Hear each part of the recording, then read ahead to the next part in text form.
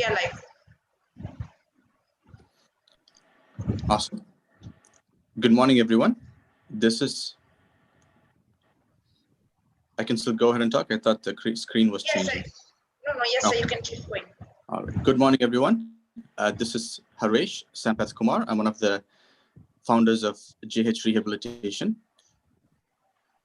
I welcome you all this morning for attending the day 3 of our webinar series on post-COVID rehab. The topic for today is overview of speech, swallow, and cognitive impairments noted in post-COVID rehab and strategies used for treatment. As we all understand, the reason this is important is because the number of cases continue to rise in India. It is currently the second worst hit country in the world, and we're not too far away from the US. And at the same time, the need to open up the economy is also imminent, and a lot of the states have opened up with very minimal restrictions. So as rehab professionals, we play a crucial role in improving these individuals' quality of life. So we have a couple of speakers, a speech-language pathologist, who are going to be speaking on this topic. I'm going to go ahead and introduce both the speakers to you. So first we have Stephanie Haft. Ms. Haft is a speech-language pathologist. She earned her master's in speech-language pathology from Seton Hall University. She has over 8 years of experience in adult medical field of speech-language pathology. She has earned the ASHA ACE Award for continuing education 3 times. She's also a certified brain injury specialist through the Brain Injury Association of America. Stephanie currently works at the Mount Sinai Hospital in the acute inpatient rehabilitation, as well as the outpatient departments. She also holds a position as an adjunct clinical professor at Seton Hall, focused on clinical education for speech-language pathologist master's degree students. We also have Carly Trayman.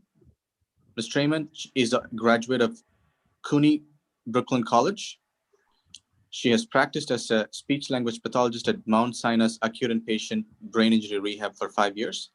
She's also a brain injury rehab specialist and has worked with COVID patients. So without further ado, I would like to have the speakers take over from here. Thank you. Thank you so much. Hi, good morning, everybody. I'm just going to pull up our presentation. Or I'm sorry, good afternoon to those of you in India. Good morning to everyone here in the US.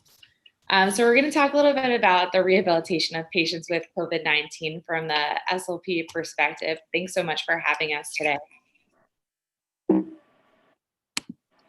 So we're going to go through a couple of different things.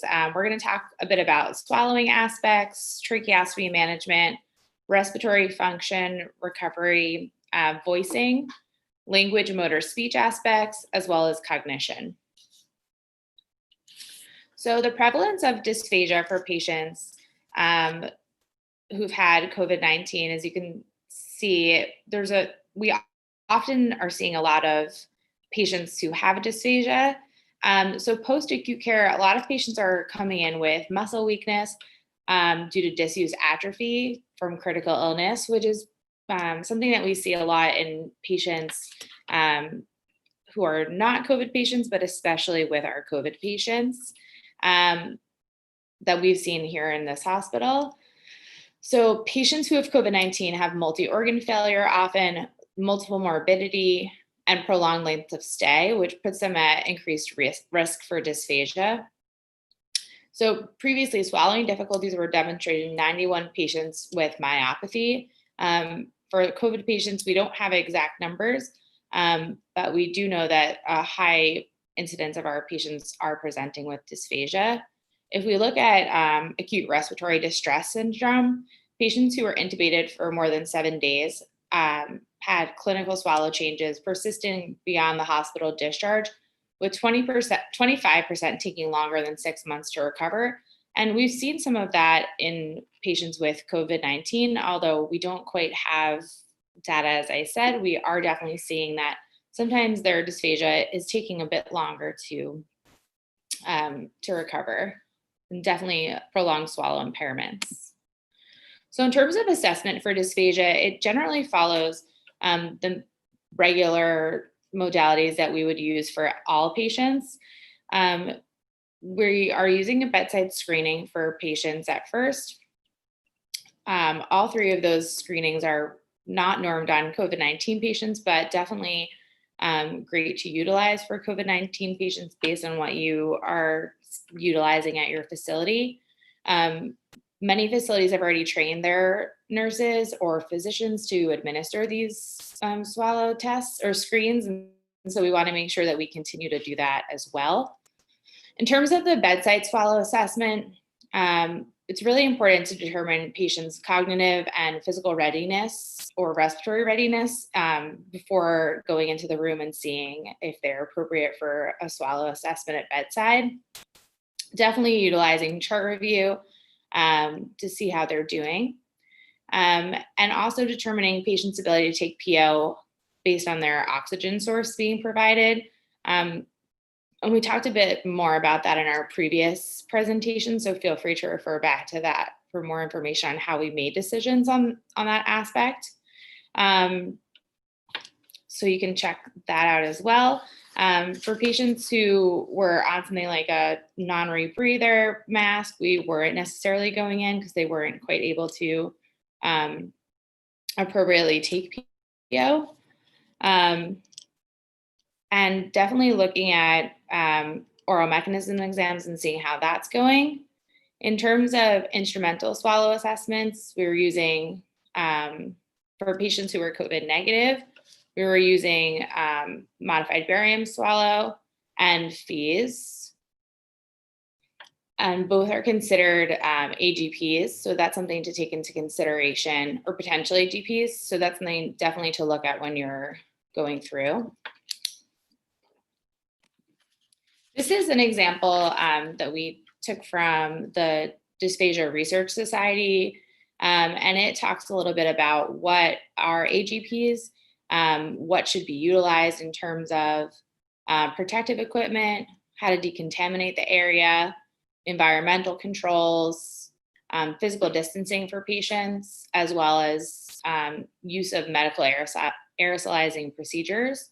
So this is something important. I think the PPE aspect is really good to be aware of, and making sure that you're using appropriate personal protection to keep yourself safe when doing swallow evaluations for these patients. The other thing that we did try to do if we were doing a FEES for someone was try to get the patient in the room alone without another patient there at the time, even though we were doing COVID swabs as much as possible in the rehab setting. So a little bit of an update for where we are right now in terms of dysphagia objective assessments at the Mount Sinai Hospital. Here in New York, we restarted our FEES program in late May 2020. I think it was right before the Memorial Day holiday here, so around the 26th or so. And at that time, we were requiring a COVID swab within 2 days of the study. Now we're requiring it within 5 days per infection control changes. And definitely COVID negative for FEES. We've also continued using full PPE for all studies, so utilizing an N95, gown, eye protection, and hairnet for most people, just making sure that we're keeping ourselves safe. For the modified barium swallow, we restarted that in late April, again requiring a COVID swab, just based on how our room is. I know that some other hospitals are doing modified barium swallows on patients who are COVID positive. We are not. And clinicians were mostly wearing N95s and eye protection. However, at the beginning of doing modified barium swallows in April, we were also wearing full PPE for that. So in terms of treatment considerations, just talking about goals for patients and for how we're going about looking at dysphagia treatment. We had like a very interesting case where we had a patient who a lot of us had followed. And when the patient's cognition improved, we saw a significant improvement in their intake for PO. And so definitely looking at cognitive function, we did find for many of these patients that improved cognitive function did have a direct correlation with some resolve of their dysphagia, especially if it was oral. So just taking note, is the patient truly awake enough for intake? Are they alert? And we did a little bit of targeting cognition, which Carly will talk about a little bit later on, and see if the swallow indirectly improves as well. Also utilizing some treatment strategies that are common in the literature. So just your regular swallow exercises. Some things to take into consideration for treatment. EMST or expiratory muscle strength training can be really helpful for some patients with true dysphasias. But utilizing PPE can be important, especially if the patient is still COVID positive, because EMST is aerosolizing. So just taking that into account, it can be very helpful, especially for COVID-19 patients, considering that they do have some respiratory dysfunction. So just attending to that before use. And looking at the patient's respiratory status. So we know if patients can't breathe, they're probably not going to be swallowing very well. So should we be targeting their respiration first? Probably. Another consideration for dysphagia, which might be known to many of us, is downsizing the trach. So here at Mount Sinai, many of our patients are trached with a size 8 Shiley tracheostomy, which is very large for patients. And so oftentimes when we have the trach downsize, we're seeing that we are seeing a bit of an improvement in terms of dysphagia. So I'm going to move on to trach management. Here we did a lot of trach management for patients during COVID. We don't have exact numbers on how many patients were trached, but we saw a lot. So this was extremely important in many aspects. There's a couple of things to take into consideration, especially with patients who have COVID-19. As you can see in our first bullet point, cuff deflation trials and one-way speaking valves do potentially increase virus transmission by opening the tracheal airway during exhalation and increasing the risk for patients to cough. So I know early on that we had been recommended by Passy Muir not to do any finger occlusion for patients to see if they were a candidate for speaking valves. We did do that as we felt that it was okay for patients. And now, especially with patients who are negative, we've gone back to our traditional trialing, but that's something to keep in mind. Definitely a lot more patients having tracheostomy tubes. So we stocked up on some speaking valves so that we would have them, and definitely a great idea to make sure that your trach management ideas and any things you need to have for that are in place. We're still seeing patients with trach, not as much right now, but definitely in the peaks, we were seeing a lot of that. Also taking into account just looking at COVID exposure for suction, coughing, phonation with these patients. In terms of rehab, we really are seeing patients who have tested negative or outside the window of being truly positive. But then we did a lot of rehab on our main units for patients who were actively having COVID. So just keeping those things in mind.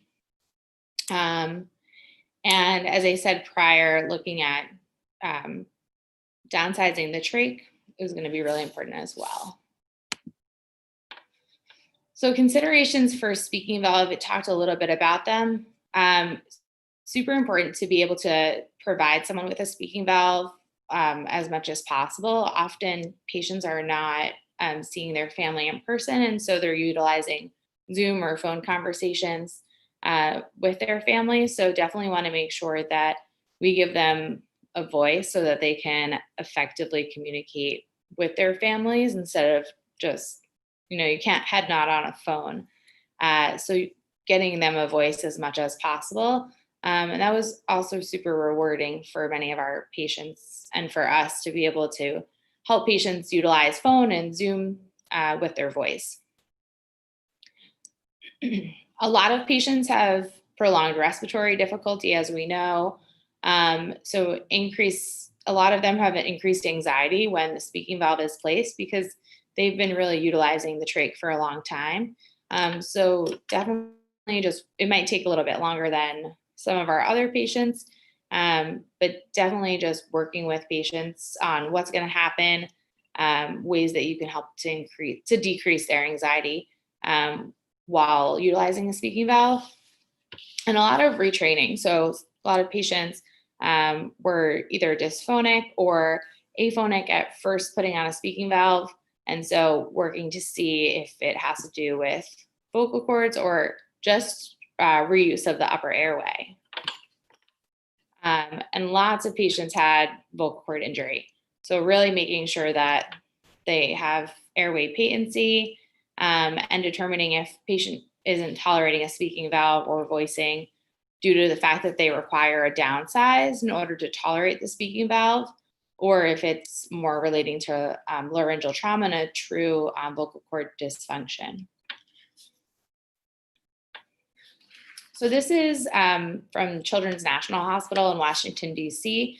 It talks a bit about troubleshooting for a speaking valve. So a lot of these things are important for our patients right now with COVID-19, as well as the general population that would be placing a speaking valve.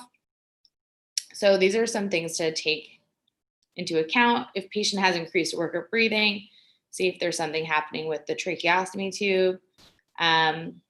Providing suction can be very helpful. Rechecking that the cuff is fully deflated, though I would do that from the very beginning. And then if the patient's coughing off the valve too often, going ahead and seeing, also looking at a downsize.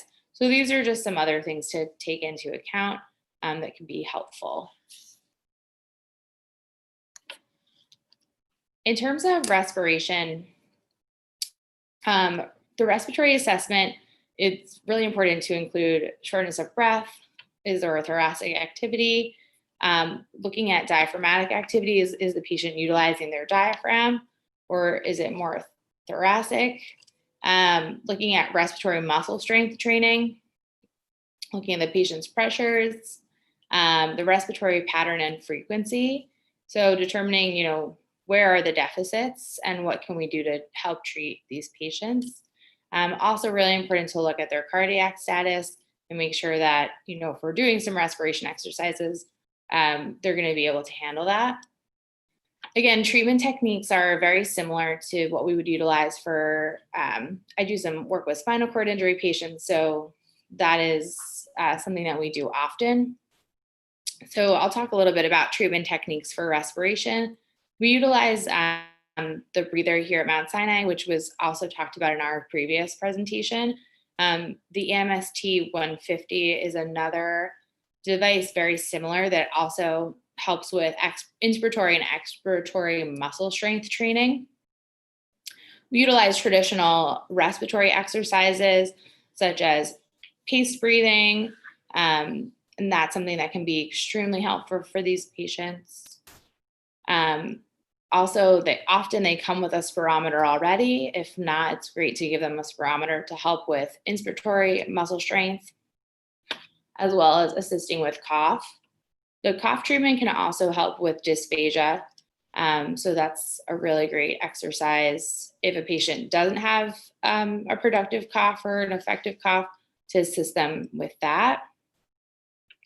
As well as diaphragmatic breath training, which would be just your regular teaching the patient. I usually use two hands, one on my chest and one towards my diaphragm, to help them understand what they're doing with their their diaphragm, if they're utilizing it efficiently or not.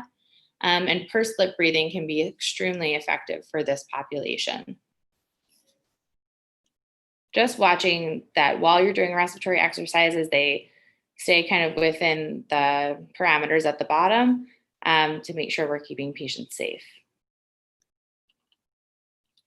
Another item that we've found that has come up quite frequently with our patients with voicing, with COVID-19 is their voice and vocal cord dysfunction. So oftentimes when patients are presenting with respiratory dysfunction, we're seeing that they don't have efficient respiratory control for voice.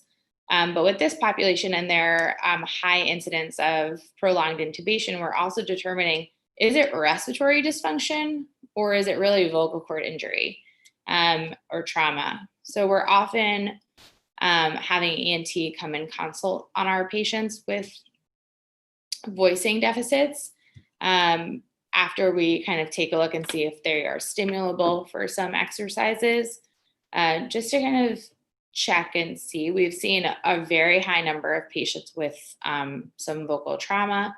And so obviously that would impact your treatment strategies. So ensuring that you are having ENT consult can be very helpful.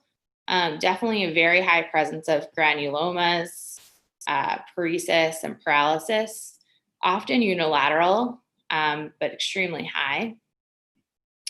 Dysphonia was encountered. There's a study done.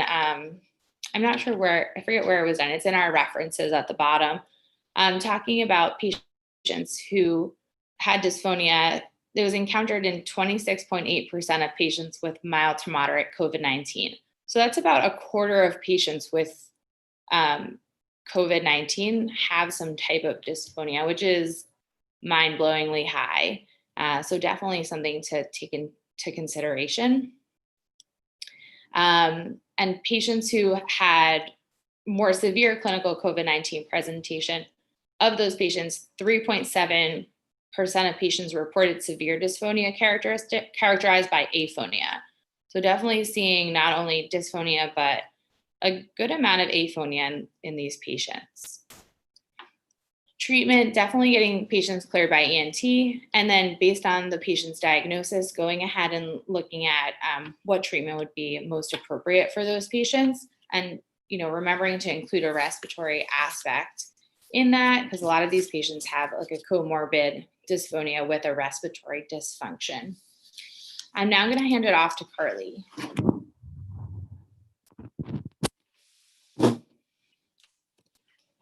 So I'm going to take over for the language and cognitive portion of this presentation. So something we have actually been seeing a bit more of than we're typically seeing on our brain injury rehab is post-intensive care syndrome. And so when we're thinking about that, we're thinking of, significant impairments kind of across the board, right? In physical, cognitive, swallow, and emotional functioning, especially after these very prolonged ICU stays and a lot of the times prolonged ventilation. And so what we're seeing is that some of these deficits can persist for months and years. And, even after a hospital stay of 2 to 3 months, by the time that they're getting to our rehab, we're still seeing the signs of these. And, this can have a substantial impact on our patients' quality of life. And that's definitely something that we have to keep in mind as we think about assessment and treatment planning. So, we're seeing in the emerging data that 25 to 30% of COVID survivors do have new neurological impairments. And so I think that's pretty significant for us in terms of, not only just getting acute CVAs in our rehab, but just this overall cognitive debilitation. So another thing that, we're not typically used to seeing when our patients are getting to rehab is delirium. And, we were seeing delirium in 30 and 40-year-olds upon admission to rehab. And so that definitely changes our treatment course a bit, but it's something to keep in mind as we're planning or thinking about modifications that may help our patients. And so when we're thinking about delirium, we're thinking overall like a reduced awareness to the environment, behavioral changes, poor thinking skills, and emotional changes. And, in the literature pre-COVID-19, we are seeing that, up to 80% of patients in a critical care setting are experiencing some sort and some severity of delirium. And if we're thinking about our COVID patients, we know that some of these patients are having much longer ICU stays, and there is a higher prevalence of the use of sedatives for intubation. And so we know that these sedatives can obviously impair cognition, but also impair swallow. And so those are two things that we keep in mind. So there have been some studies that were looking at like a 4-week follow-up of delirium, and what they saw with that was that the presence of delirium in the ICU and rehab stay was associated with worse functional outcomes, and it was a predicting factor with like poor cognitive outcomes as well. So, again, to write home that, when we're doing our initial evaluation and, the patient may not actually be presenting with a new CVA that they had experienced during their COVID stay, but just an overall ICU debilitation, cognition is definitely a factor that we want to make sure we do a well-rounded picture of. So not only were there a lot of cognitive deficits following COVID-19, but we did see a pretty big prevalence of patients that had experienced COVID-19 in our hospital, but also were presenting with an acute CVA. And so a lot of the emerging literature out of New York and especially Mount Sinai was showing that there was a 1 to 6% incidence of CVA in patients testing positive for COVID, which is pretty high when you start to think about the numbers of patients that we've had in our hospital. And a lot of what that was showing was that the mean average range of the patients was actually a little bit younger than we were typically seeing. And we were even seeing some patients that were even younger than we would have expected, like 30, 40, less than 50-year-olds that were presenting with pretty significant strokes during the peak of COVID. And so a lot of the literature is showing that COVID-19 is actually being regarded as the newest risk factor for stroke. So when we think about stroke, we think about cognition, we are also seeing a pretty significant dysexecutive syndrome in a high percentage of our COVID-19 patients. So when we think about admission to rehabilitation following COVID-19, following acute CVA, most of our patients, or all of our patients at this point, have tested negative prior to their rehab admission. And a lot of this is because they had been in the hospital for so long that by the time they're getting to rehab, that they're ready to be admitted and they are COVID negative. So we are typically completing our initial language and cognitive assessment like we would for any admission on our unit. Two of the major important things we're looking at are language and cognition, and that's after also assessing, voice and swallow. And so when we think about the presence of cognitive communication deficits, we're not only seeing those after stroke, we are also seeing those in our quite debilitated COVID-19 patients. We are seeing that in our patients that are admitted with, a mild delirium. So, we're not only seeing the aphasia patients, but we are also thinking about, in the setting of cognitive deficits, what are their communication skills like? Because we are also seeing impairments in the communication skills. So we are doing a pretty full, well-rounded evaluation to see, where the strengths and weaknesses lie and where we can help our patients to be much more functional. So we're looking at the auditory comprehension, their ability to follow conversation, follow directions, answer yes, no questions appropriately. We are assessing the verbal expression. So are there word finding difficulties? What is their utterance length like, their verbal fluency? Can they adequately communicate their wants and needs? And, we do get a little bit into the reading and writing, a lot of the times as like assistive modalities, just because acute rehab stay is a bit shorter. And then, we're going right into cognition. So, attention and orientation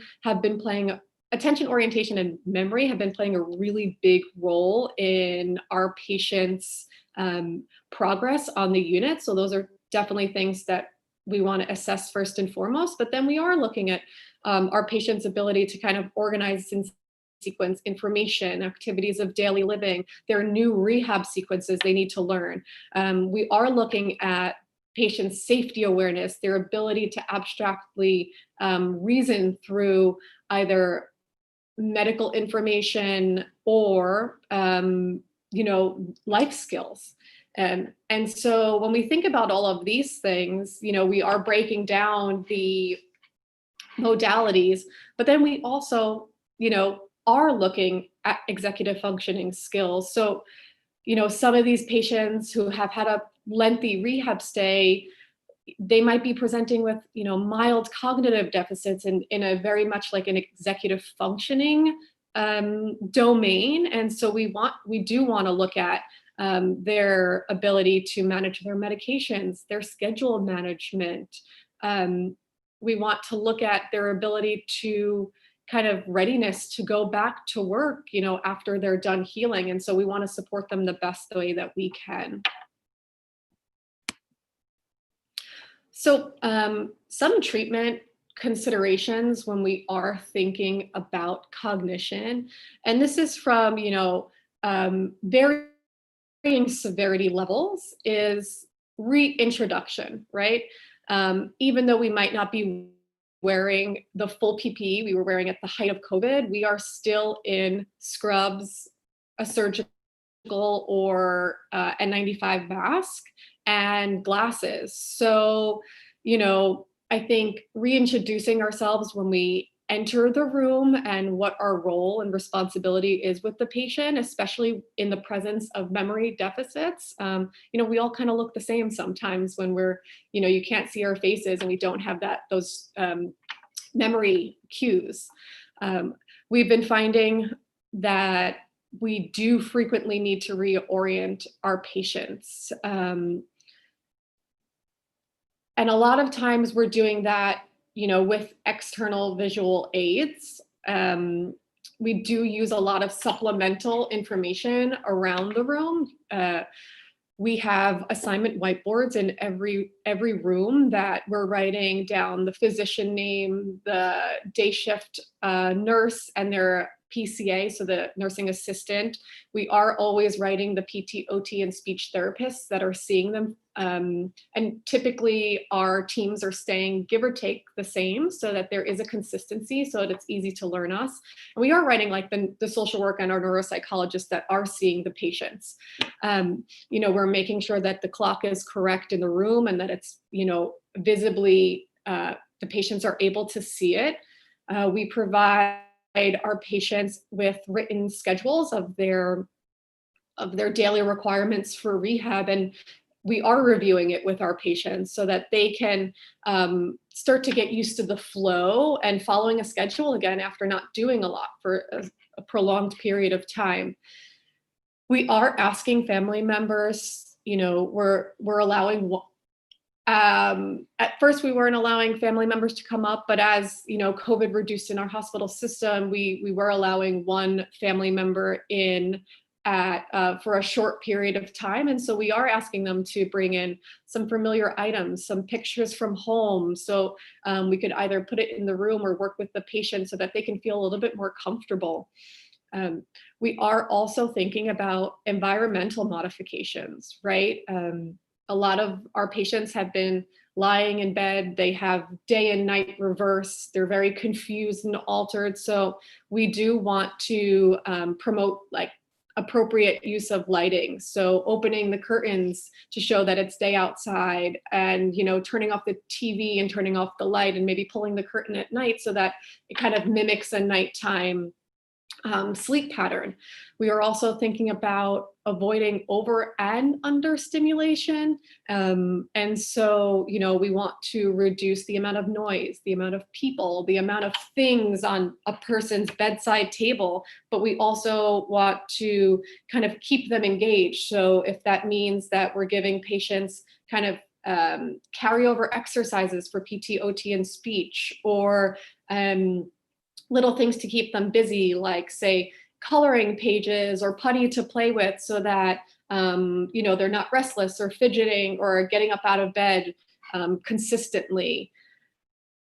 A big thing that I know I and a lot of, you know, the speech therapists, neuropsychologists, and the occupational therapists were thinking about was the use of memory logs. You know, we were seeing, and we do see, a lot of impairment in memory following a prolonged ICU stay after a stroke or a brain injury. And so we wanted to think about ways to promote kind of independence, but also recall of some of what put them into the hospital, you know, a basis of kind of what their hospital course was like, and then kind of their day-to-day here, you know, to help them facilitate recall, promote, you know, taking a hold of their rehab course and why it is so important. So we were providing patients with like binders, we were providing patients with notebooks to write things down. And so even if our patients had difficulty writing or they weren't able to remember those things, we were working as an interdisciplinary team to say, you know, go through what their medical course was like. I mean, some of our patients didn't even remember how they got into the hospital to begin with.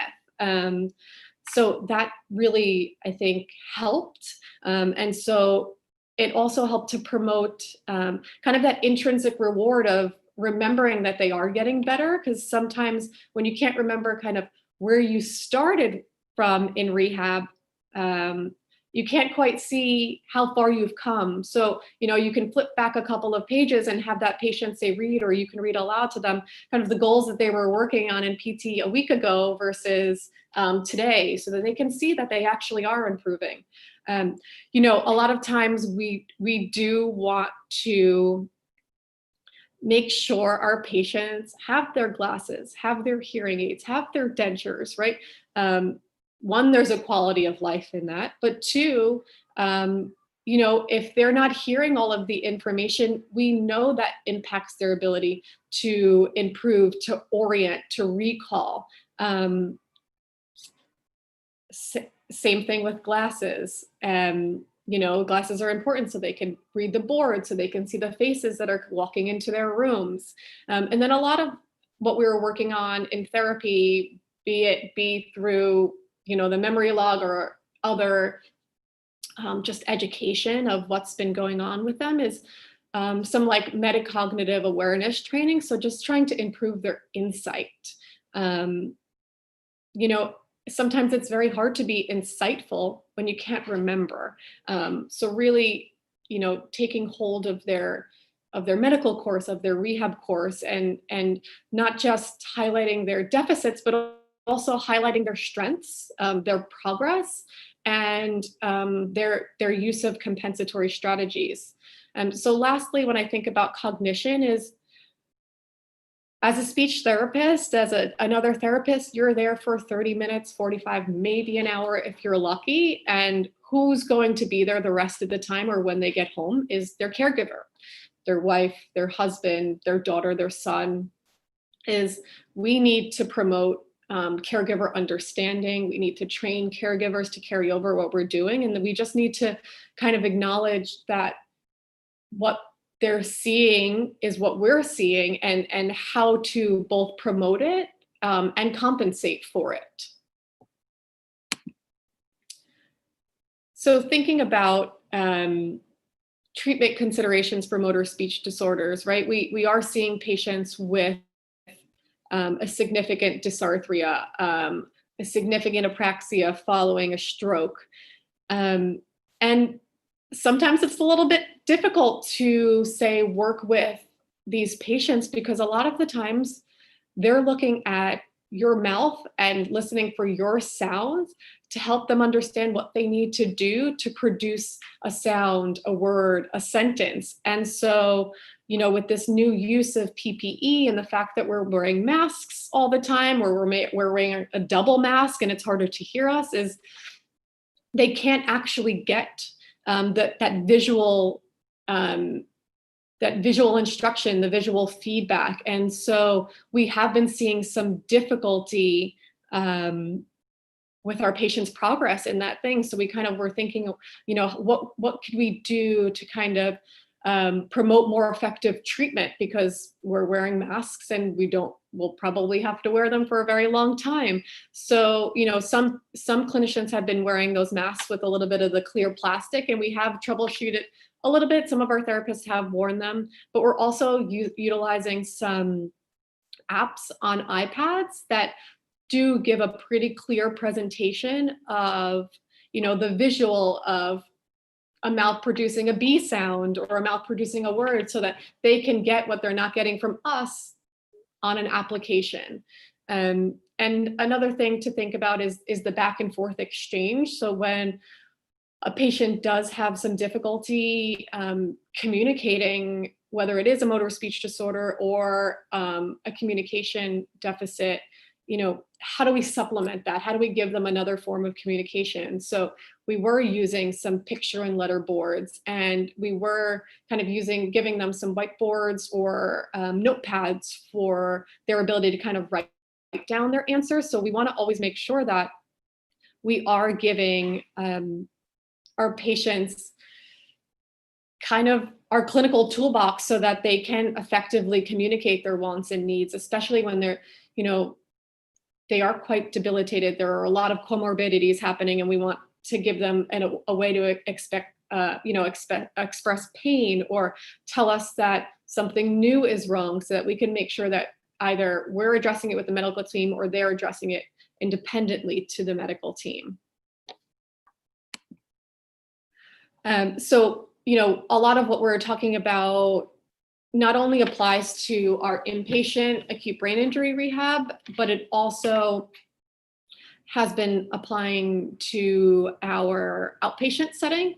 And so when we were able to open up our outpatient setting again, it did start solely as telehealth. And as the COVID cases reduced, they are starting to take actual some patients in person at this point. But a lot of what there are a lot of barriers to telehealth, and one of our outpatient speech therapists had to actually come up with indicators for appropriateness of telehealth versus in-person therapy. And so a lot of the things that we wanted to think about is, if you look at this chart, there's kind of 4 overarching factors. You have technology, health, the reason for referral, and some of the patient factors. So when we're thinking about technology, we work in quite an urban setting. So, is technology available? Is internet available? If the patients are a bit more impaired cognitively or for a communication deficit, do they have a caregiver that can help facilitate getting them online, or troubleshooting when something goes wrong? Because we know that something always goes wrong when we're using technology. And is their environment appropriate, right? So that helps us kind of troubleshoot for the technology. And then when we're thinking about health, is we want to make sure our patients are staying safe, right? We don't want to put them at risk, especially if they're over the age of 65, if they're immunocompromised, right? They might be more appropriate for not leaving their house versus coming into the outpatient rehab, even with the use of appropriate PPE. There are obviously some things that are not able to happen over a telehealth, right? So if a patient is coming in and they need a swallow test, or they need to be trialed for a speaking valve, those are things that do really have to be troubleshooted in person. So it can actually be done via telehealth for that initial evaluation. And then, other patient factors that we consider when we're thinking about telehealth versus in-person are hearing and visual abilities, which we know kind of a lot of times are comorbid with some of these things that we're seeing. Can they attend to the screen? Do they have family members to help them? And then, one thing to think about is you might have trialed telehealth. And so a lot of times our outpatient speech therapist was giving telehealth like a 2-shot trial. So if it was unsuccessful after 2 times, maybe they are more appropriate to come in person because you don't want to be wasting that time. So that's about it for us. And we are available for questions. I'm going to bring Stephanie back into the screen.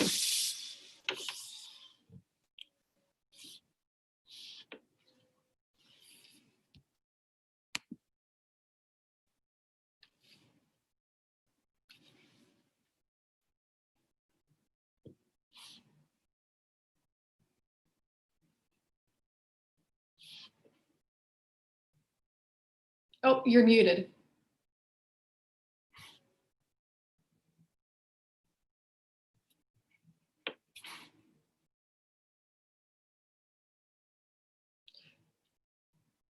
Can you unmute yourself because we can't hear you?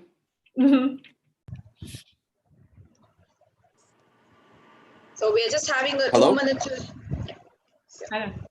Yep, I think, sorry, I apologize. I was watching you on the YouTube video and I got confused when the presentation was over. All right. So thank you. Thank you both for the wonderful presentation. We'll take questions now from the audience. Basically, just for the listeners, the questions can be asked at in the section that's on the right side corner of the YouTube channel. So there's a chat section on which you can ask your questions, and I will take the questions and post the questions to the speakers. Wonderful. So I think it's going to take a few minutes because there's a delay. No problem.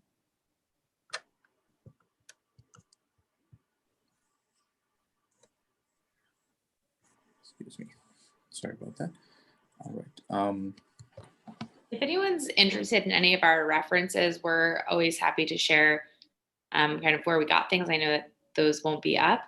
So feel free, we can give you our email addresses so that people want some of the references or resources, we're happy to share those. Absolutely. There have been a couple of comments, no questions yet. Thank you for the wonderful session, said Diana. And then Srimati said, thank you for the comprehensive talk. So I think we'll wait and see if there are some questions that come up. I know Srividya is one of our speech-language pathologists. I wonder if she has any questions. Srividya, did you have any questions for the speakers? Yes, sir. I mean, let it start off. Maybe in the between, I will shoot out my questions to them. I'm Because sorry? we have a question now. Sure. Can you repeat that? I didn't understand. Can you hear me? Yeah, I can. Yeah. I do have some questions. Maybe we can start off with the audience because they have posted a question now. Oh, okay, So in okay. between, let me shoot out my questions. Okay, fine. So there's one question. Could you highlight on how long should we wait before we start rehab for a patient with delirium who is COVID positive? Yeah, so, there's, when you think about delirium, you're not sure how much is actually getting in there when you're treating them, and there's this constant ebb and flow. So by the time they have gotten to our acute patient rehab, they're typically, the presence of delirium has much reduced. I'd say we had a few patients that were kind of towards the end of this pretty significant delirium, and it really did impact the quality and the progress for like a week or two. Both the cognitive and the swallow progress. So, I would say I don't have a full answer for you, but you don't want them to be in that like very severe delirium state. You want there to be some alertness, attention, a bit of recall. You want them to be able to engage with you in what you're doing, even if it is at a low level. I don't know if you have anything to add. Yeah, I know that I'm not exactly sure the source, but there was a study further back just relating to delirium in general, saying that utilizing earlier intervention does help to reduce the delirium. So there's other things we can do, like, looking at the environment, as Carly talked about, and adjusting their environment, making sure that, the lights are on during the day, seeing if they can meaningfully interact in their environment. And so I don't think that there's ever a too early for delirium. I think that it can be helpful to get in there pretty early and give them some stimulation to get them moving a bit. Got it. Thank you.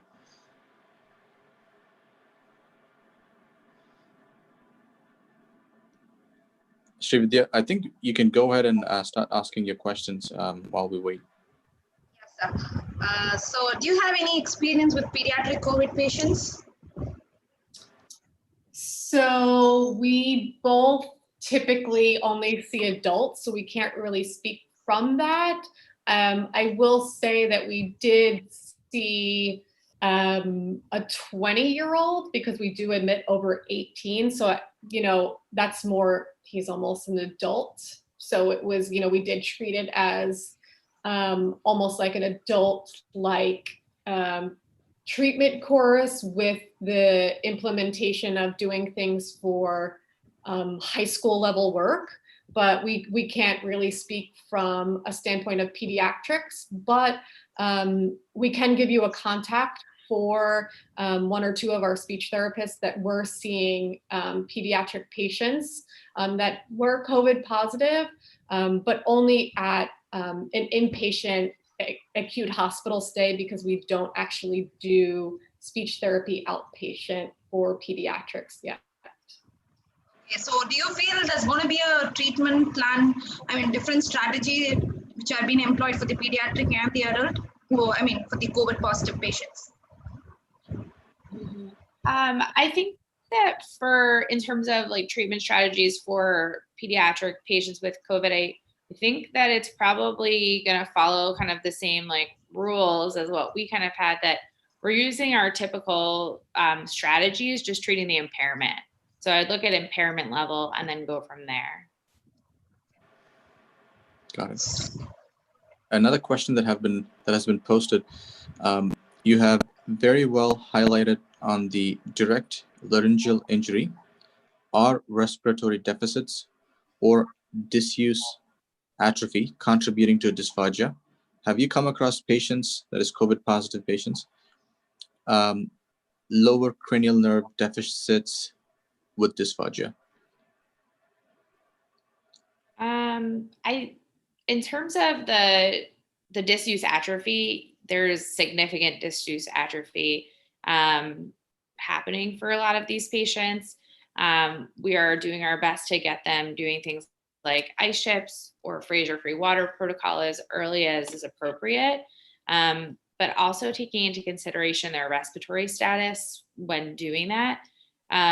So it's hard because, we don't have the research to go back and say, they're going to be okay. But what we do know in terms of the Fraser-free water protocol is that we want those patients to be mobile. And so some of these patients, if they're an acute care side, they're not really mobile. So they wouldn't be a great candidate for Fraser-free water protocol. Once they're up and moving in rehab, it's definitely something that can be utilized in terms of working to improve their swallow function. But we've had some patients who've come in who they're walking by the time they leave, but their swallow has not really improved. And so a lot of times we're seeing like a direct correlation between their functional or physical improvements and their swallow improvements. But there have been a few patients who they really are taking a lot longer to rehab their swallow, which really looks at the disuse atrophy. In terms of the lower cranial nerve deficits, I don't think I've seen that much. A lot of our patients have had intact cranial nerve exams, more or less. I can't think of anyone who had an impaired cranial nerve exam and kind of what that looked like. You had anything? Okay. No, I think the only time we would see that is like, with the typical presence of like a stroke. And then it would follow kind of the same. So perhaps COVID puts them at high risk for venous thromboembolism, puts them at high risk for stroke, and then have the cranial nerve deficits because of the stroke causing the dysphagia, but not a direct correlation. Yeah. Right. Okay. All right. There's one more question. Thank you so much, both of you. Got different thoughts and ideas to handle clients with delirium and CBA along with COVID-19. So do you have different thoughts and ideas to handle clients with delirium and CBA along with COVID-19, aside from what you had mentioned?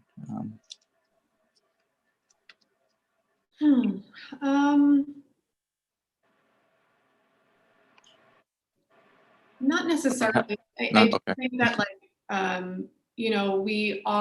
I would say a lot of the times we are starting from like a pictorial stimuli level. And I do find that with increased context, right? So say you're working on a problem solving task or a verbal fluency task, giving the patients that context, that increased stimuli, that did help to facilitate a bit more understanding and accuracy. Got it. So there's a follow-up comment by Srimati, who had asked a question earlier, which was that the reason that question was posted was, keeping in mind that there are ACE receptors in the brainstem, which are the respiratory and swallowing centers. So because they do affect, COVID does affect the ACE receptors, have you seen come across patients who've had, I guess, direct injury to the lower cranial nerves? Yeah. Or not just cranial nerves, but also swallow, just, direct effect because the ACE receptors in the brainstem are affected. I mean, I think we're just seeing an overall increased higher incidence of dysphagia. I mean, even when the patients were getting admitted to our rehabilitation center, we were actually working a lot more with dysphagia than we typically do. But in relation to, I don't think I can speak directly to cranial nerve deficits and, was there more of those than not? Or even more swallow deficits than a usual patient who had PICS. Correct. I think that's something that we also considered, is that a lot of the patients who had more swallow deficits were on prolonged oxygen. And so a lot of the patients that we were seeing, it wasn't as much their cranial nerves, but really like an increased oxygen requirement that continued for a longer period of time. And so that was more what we were noticing, is that oxygen requirement that just wasn't reducing, and more of the lung damage that had happened versus more a central pathology. Yeah. Okay. Got it. I think we'll wait for the questions on the chat. Meanwhile, Srividya, did you have any other questions? Not yet. I mean, it's almost answered. Okay. Got it. So I think what we'll do is, I think that, we're at the 60-minute mark. Yeah. And if the audience have further questions, they can post the questions on the chat. But I think once the session is over, they may not have access to the chat.